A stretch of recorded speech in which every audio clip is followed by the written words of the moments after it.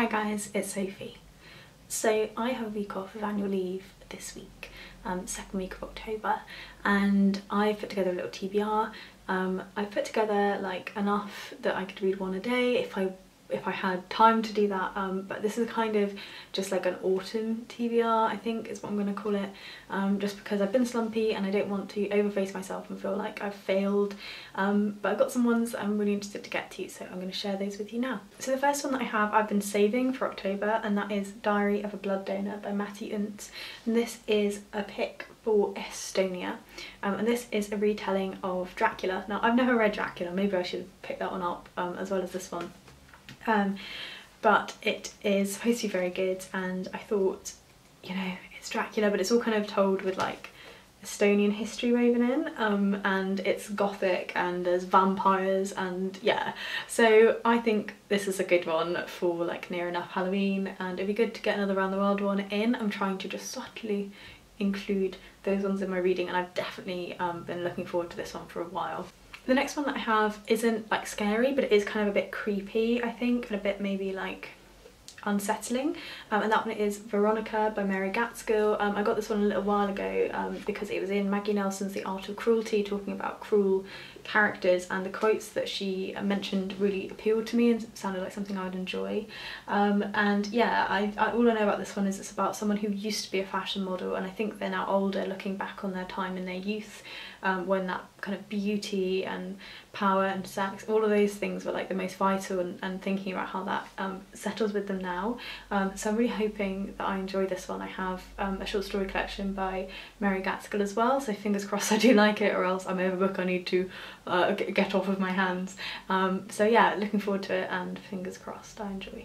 The next one I'm reading for my In Real Life book club, and we're meeting up at the end of the month, so I do want to get this one done. It's also the one that I'm currently reading, so I should hopefully finish it off. And that one is The Tidal Zone by Sarah Moss. I hopefully am going to finish this one today. I read most of it on the train yesterday, back from London. I had a work conference yesterday, and again, it's not kind of scary, but it is unsettling, and it's about a young girl who, for no reason that doctors can determine, one day falls down and stops breathing, and it's about her parents, her dad mostly, talking about how that feels and not trusting in the universe looking after your child. So yeah, hopefully I'll finish this one off today, and it's been one that's been there for a while, but I've been so nervous of the hype that I hadn't dared to pick it up, but yeah, fingers crossed. The next one that I have is my pick for Latvia, and that one is High Tide by Inga Abel, and this is the story about a woman who is telling the story of her dead lover, her imprisoned husband, and the way that their youthful decisions impacted their lives. It goes over 3 different decades, so it's a long storytelling, so it's quite a long book, and it's told backwards, and I'm really into books that play with form. It kind of describes itself, where did it say, a haunting philosophical book, a kind of psychological mystery. So that sounds intriguing. It's one of the ones that has been kind of appealing to me most from my Round the World list, since I haven't read them for a little while, so I hope I like it. I love the cover as well, I don't know, it's just really striking. I love the minty colours as well. I know this one's been on TBRs before, so I'm going to try and make a real effort to actually get to this one and start it, because I've yet to even open the front page and see what I think. So that's my next one. The next one I'm also currently reading, and that one is The Scandal by Fredrick Backman, which is the story of a small town called Beartown, and we know on the very first page that a young boy shoots another young boy in the woods, but we don't know why. Now I'm still fairly early on into it, and we're still doing a lot of setup in this one, but I'm enjoying what I've read so far, and I'm hoping that now it's kind of like that cold inside feeling, and it's autumn and rainy, all of those things, that I can really settle into this. I'm hoping to have a day on my day off just to try and read a lot of this. I might even try and do like a 24 and 48 or something, because I do have that time and I'm spending it all at home. That's really rare for me. Since I've met Tom, I've only had annual leave at his, or abroad, so this is hopefully going to be a week where I can really settle like into my own space and read a lot, and I think The Scandal's one I'd really like to spend time with and like sit down for a long period with. The next one I have is another one I picked for Around the World. I've already read Australia, so this one won't count for Around the World, but it's one I just really wanted to get to the whole time I've had it, and that is Between a Wolf and a Dog by Blain. The main character is a family therapist, but she also has her own issues that are going on. It's a book that's told in one day in Sydney. It's rainy, it's cold, and it's just about like life, philosophies, problems, traumas. I love the cover so much. I'm really hoping that I enjoy this one. I'm really fascinated to read a book told by the therapist, and there's lots to be appealing about it. I don't read a lot of Australian fiction. It's told in one day. Strange, like psychological stuff. Yeah, I'm really hoping to enjoy this one. I've been dying to pick it up since I bought it. And then one of my picks for like one of my 10 books is actually not a book, it is 2 magazines, but I really want to get to both of them in my week off, and I thought I'll include them as one, and then it kind of encourages me to get to them. The first I am sure I will get to soon as, and that's Oh Comely. This is their autumn edition. Look at that amazing cover. I love the illustrations that they do, and the one on the back is beautiful as well. Yeah, I'm so excited to get into this. I love Oh Comely, it's my favourite magazine. So definitely like one rainy morning I'm gonna curl up with maybe like a pain au chocolat and some coffee or something and get through that one. And then the other one that I have is the October edition of Diva. Diva is a magazine for bisexual and lesbian women, and I used to read it a lot, but kind of got turned off because when I was reading it as a teenager who was thinking about my attraction to women and trying to figure out what that was.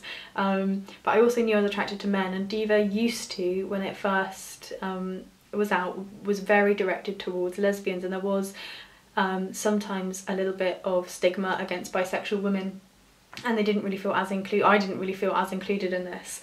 But I've given it a break for quite a long time, and then having gone back into it, it is now specifically like targeted at bi women as well as lesbian women, and I definitely feel that I can read it more and not feel so like I'm intruding on something, which is kind of what I felt like when I was reading it, which is nonsense because it's just as much mine as it is anyone else's, my attraction to women.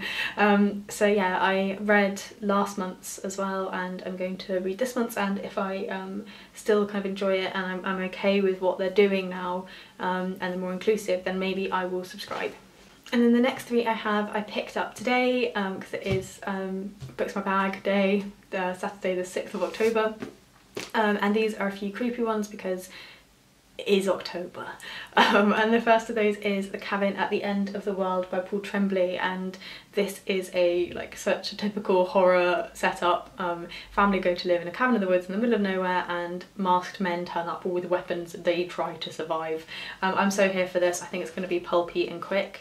It was on a list of like one of the best 13 horror fiction that's come out this year, so I'm hoping I like it. I've got a couple more horror fiction that's come out this year that I really want to read, so I'll see how I get on with this, and if I still have some money left at the end of the month I might treat myself to a couple more, but hopefully I'm going to really enjoy this one. I think it's going to be fun. The next one that I have is more of that kind of unsettling vibe, and that is Ghost Wall by Sarah Moss, which is a story about a family who go to live, I think maybe they even grow up and begin living in this community, which is not play acting, but almost like bringing to life what it would have been like to live in a medieval village. It's part of a historical study. Experimental archaeology is what it's called, and it's really small and really tiny. I'm reading the Tidal Zone at the moment and I'm enjoying it, and I've heard lots of buzzy good things about Ghost Wall, and I just loved the cover, same as the Tidal Zone, they're just beautiful. But I wanted to get hold of the little hardback, so I just think it's so, I don't know, it's so cute and holdable.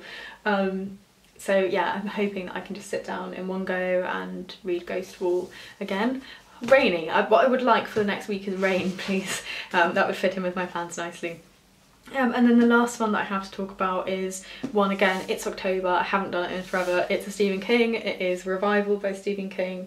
I don't really know what this one's about. I have a feeling it's the devil coming down to meddle in the lives of normal people, but I don't really know. Clearly there's some kind of fair theme going on as well. But I got this one from a second-hand independent bookshop near me, and it was the only King they had, and I was like, bring it on, I'm reading whatever Stephen King comes my way this year. So again, hopefully I enjoy that one, though I know very little about it at all. So those are the books I'm hopefully going to be reading over the next week and a bit, or month or whatever, but I thought it'd be cool just to have a little TBR to pick from, because I found when I had my week off in Turkey, my 2 weeks off, then having like a list of books to read from meant I read a lot more. So I'm hoping that that happens in this week off as well. Yeah, I think that's everything I wanted to say for today, and I will chat to you guys soon in another video. Bye